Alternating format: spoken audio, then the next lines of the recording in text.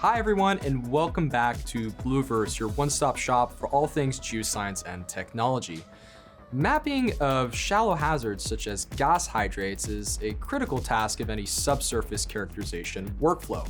However, this can be particularly challenging in limited datasets such as 2D data, and is the case in the Pegasus Basin offshore New Zealand. However, we've seen a myriad of different deep learning applications being applied to the geoscience realm that's really helping accelerate the way that we interpret these with a higher level of detail and accuracy. And so today we'll be walking through how we utilized interactive deep learning to characterize these gas hydrates. But before we begin, we need to understand what they are.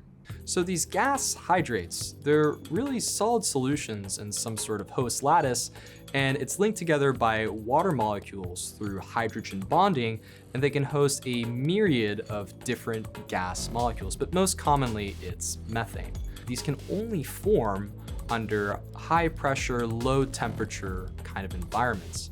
And really why they're crucial is that these gas hydrates can serve both as an economic resource, but they can also serve as geohazards. And there's many different organizations and institutions that are researching this today, such as the University of Texas at Austin, the US Department of Energy, and many more. Gas hydrates within seismic data are most commonly identified by looking for BSRs, or bottom simulating reflectors, and these will typically be characterized by high amplitude and will mimic the sea floor. However, BSRs are not always present where there are gas hydrates, and this can exist for two different reasons. The first being that there's insufficient gas below the gas hydrate, and it's not creating enough of an impedance contrast. The second one is that these BSRs that are weaker are stratigraphy parallel, and so you need more advanced seismic analysis to kind of tease those out, such as using interactive deep learning. Gas hydrates have occupied the shallowest portions of the basin at around water depths of 600 meters within the Pegasus Basin.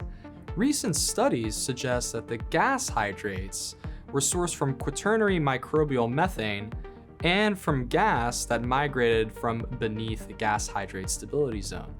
These migration pathways were from faults, and we also wanted to note that there was lateral migration of hydrates from less permeable regions to more permeable areas of the data.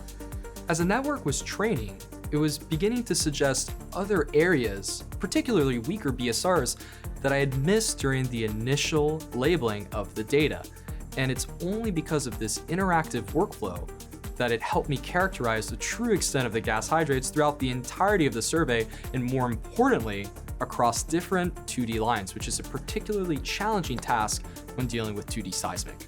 After about 20 epochs of training, the network was able to identify the extent of the BSRs throughout the entirety of the 2D seismic survey. Understanding the distribution of these gas hydrates is critical because they can serve as a drilling hazard for deeper, more economic targets, particularly in the Gulf of Mexico, but they can also serve as a potential resource as themselves.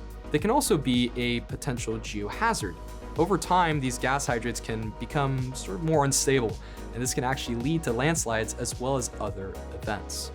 The interactive network predictions have a significant impact on characterizing gas hydrates within the Pegasus Basin, as well as their seismic response globally.